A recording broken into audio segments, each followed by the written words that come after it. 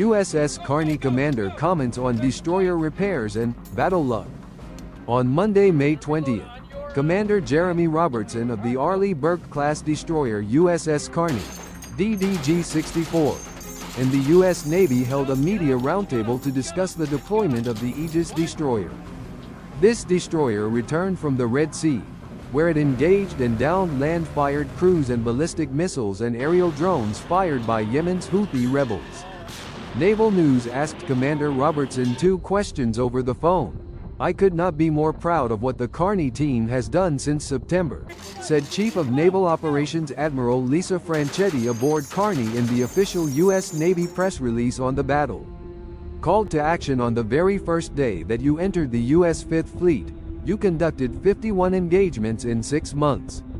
The last time our Navy directly engaged the enemy to the degree that you had way back in World War II, and it was the USS Hugh Hadley, DD-774, with her engagement record of 23.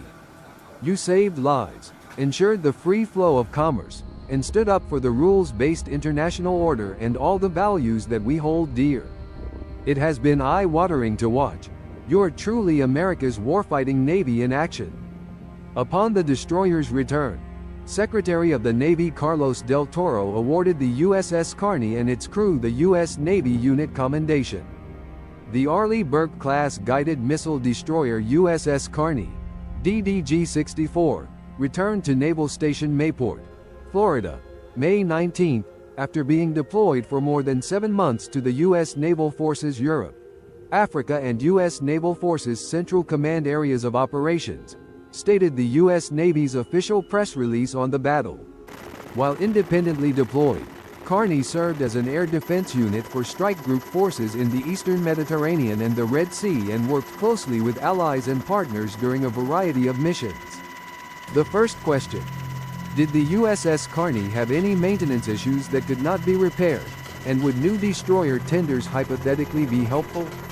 "One of the things that we're very proud of is our self-sustainability," said Commander Robertson. "These ships and weapons systems are very redundant systems, and we have some incredible technicians and maintainers, and our sailors are very innovative. If you give them the intention, time, and energy, they'll figure it out." We were able to look within the system supply.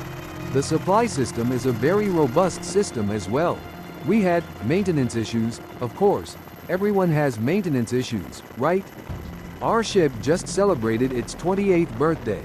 The last time I checked, that's newer than my 1999 Ford Expedition. The systems are doing really well and doing what they're designed to do. And our sailors are really innovative and able to keep them working and keep the team safe. Naval News asked the second question. Similar to battle commanders of the past, did the crew and commander of the USS Carney believe in omens, good luck, superstitions, a higher being, and guardian angels, or did they place more faith in working systems and technologies? Commander Robertson replied, "Honestly, I believe in the team, and I believe in all the training. I have faith in our sailors. I have faith in their ability to rise to the occasion. I am at the tail end of my career, and when some of these guys retire, these young men and women are the future of the Navy, and they are incredible sailors. They are incredibly motivated and incredibly inspiring to me as well, and it's a joy to be around them, and to be in charge of America's sons and daughters. And I'm incredibly blessed to have such a great team, and I'm fortunate to be around innovative, exciting, coachable teammates that are on my team and in the United States Navy. The future is looking bright for the U.S. Navy." Naval News comments. Naval News has kept abreast of developments in the Red Sea. These news stories of international warship deployments and missile interceptions can be found here, and here. For more stories on the Red Sea, click here. Destroyer USS Carney returns home after 7-month deployment, 51 Houthi engagements. USS Carney, DDG-64, had 51 total engagements with Houthi missiles and drones during its time in the Red Sea and Gulf of Aden, its commanding officer said Monday. Carney returned home Sunday after a 7-month deployment. The Arleigh Burke-class guided missile destroyer deployed on September 27, its commanding officer, CMDR Jeremy Robertson, told reporters. The ship first sailed with the Gerald R. Ford Carrier Strike Group, which entered the eastern Mediterranean following the October 7 Hamas attacks in southern Israel that led to the ongoing destabilization in the region. The destroyer entered the Red Sea following the attacks and Israel's subsequent bombardment of Gaza and sailed with the Dwight D. Eisenhower Carrier Strike Group before returning home. Carney was the first U.S. ship to engage Houthi missiles and drones on October 19, when its crew used SM-2s to down Houthi land attack missiles, USNI News previously reported. When the ship deployed, its crew had no idea that most of its time at sea would be spent engaging with Houthi attacks, Robertson said.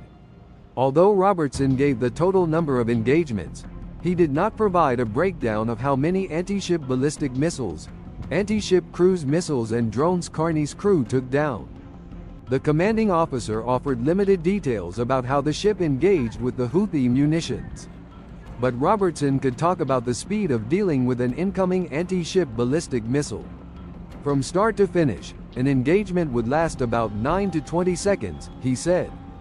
That means the crew has seconds to see the incoming missile, decide if it's a threat, make sure the topside is clear of any crew and engage. This all happens less than 30 seconds. An ASBM is just way faster than anything else, Robertson said. The ship uses Lockheed Martin's AN Spy-1 radar to detect anti-ship ballistic missiles. Carney was not damaged and did not suffer any crew injuries or deaths during his time in the Red Sea. But the ASBM threat is very challenging, Robertson said. It's very dynamic, and it's very fast. There was no typical day aboard the destroyer once the Houthi attacks began. Uncertainty was part of operating in the Red Sea. Some days you got no activity, Robertson said. Some days you had an activity where there'd be a launch and nothing would actually make it into the Red Sea. And some days were, like October 19, where we had 19 threats. Despite training, the crew still faced some anxiety with the unknown of the situation in the Red Sea. But that fell away as a battle mindset took over, he said. One of the biggest periods of unsettlement was following the first engagement in October. There was a long period of time between the Houthis' first attack on October 19 and their second on November 15, during which USS Thomas Hudner, DDG-116, engaged. The third attack was on November 23 and involved Hudner again. But the long break between the first and second meant the pattern of Red Sea activity was uncertain, Robertson said. It was not clear how the Houthi attacks would affect the commercial traffic flow. But as more attacks happened, the crew fell into a rhythm, the commanding officer said. Everything became very instinctual, he said. Everything becomes